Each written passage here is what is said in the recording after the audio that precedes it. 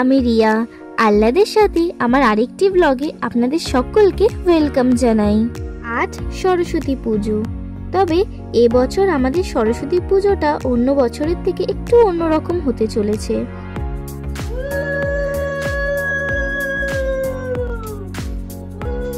লক্ষ্মী পুজোর মতন এবার সরস্বতী পুজোটাও দুদিন পড়েছে।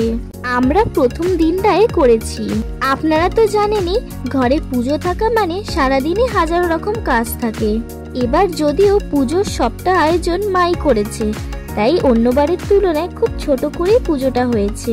যাই হোক, আপনাদের সবাইকে স্বাগত আমার বাড়ির সরস্বতী পুজোয়। আপনাদের সকলের সাথে এটা আমার প্রথম সরস্বতী পুজো। জানেন তো, সরস্বতী পুজোর সাথে আজকে আমাদের কাছে আরেকটা স্পেশাল দিনও, যেটা আপনারা খানিকক্ষণের মধ্যেই জানতে পারবেন।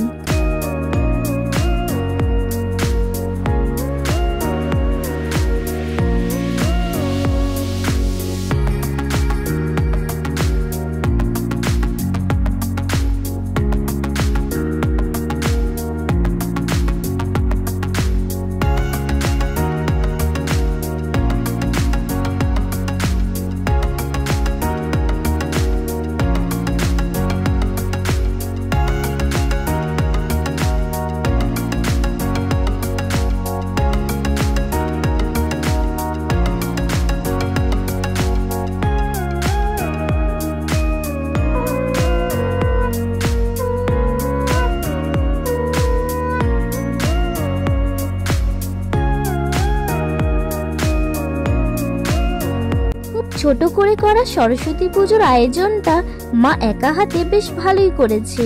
গণপতি বিঘ্ন বিনাশন, বন্দিলাম লক্ষ্মী সহ দেব নারায়ণ, বন্দিলাম দুর্গা সহ দেব পঞ্চলয়, আরো বন্দি আদিত্য নবগ্রহ গণে, বন্দিলাম শ্রী চরণের বলি।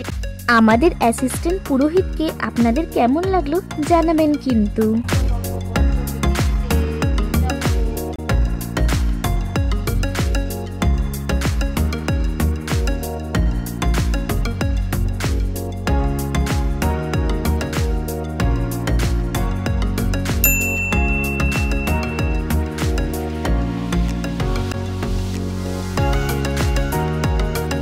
মা পাঁচালি পরেই আজকের পুজোটা শেষ করলো। হয়ে গেল পুজো।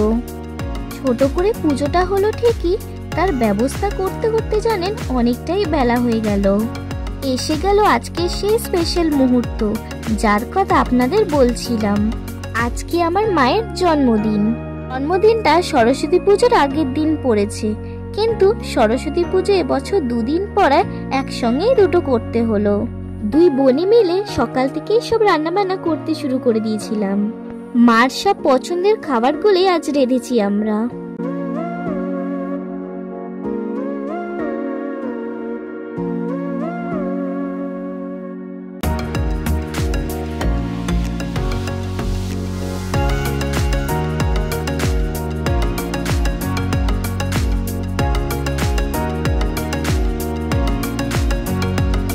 ঘরে পুজো ছিল বলে আজকে আর শাড়ি পরে বেরাইনি।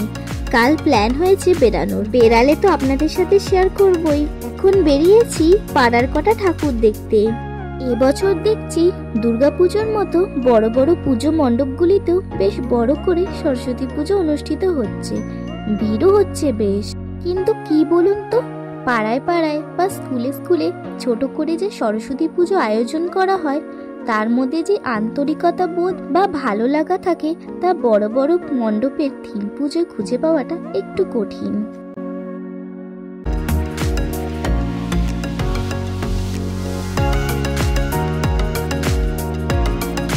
এই প্যান্ডেলে ছোট করে খেলা হচ্ছিল দেখলাম।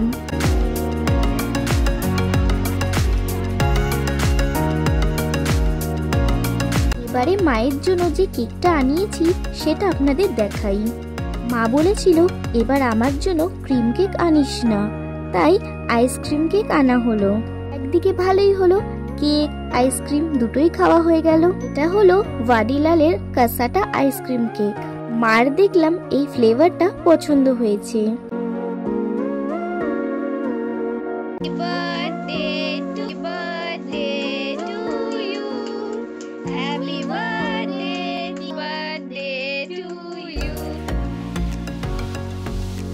আমাদের বার্থডেগুলো যেমন মা বাবারা ছোটবেলা থেকে স্পেশাল করে তোলেন, আমাদেরও উচিত তাদের স্পেশাল দিনগুলোতে তাদেরকে আনন্দ দেওয়া, তাই না?